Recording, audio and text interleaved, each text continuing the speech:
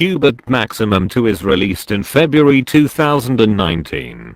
The smartphone is powered by MediaTek Helio P23 MT6763T, 64-bit processor.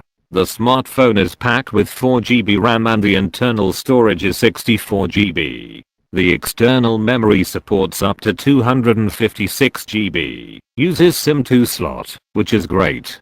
The Cubot Maximum 2 runs on Android 9.0 Pie operating system, which makes the experience better. There are rarely any moments where it is difficult to understand the device is a tablet or a smartphone, and this is one of the moments.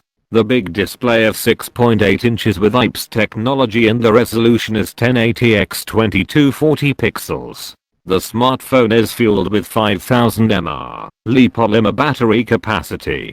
The camera has 16MP plus 16MP with dual LED and aft dual rear camera on the rear side, along with an 8 megapixels camera on the front for clicking selfies. The speakers are powerful as they are powered by Dolby Atmos. If you enjoy watching YouTube, Netflix or Amazon Prime on a big screen and you don't want to sit in front of your laptop or computer, then Cubot Maximum 2 is the solution.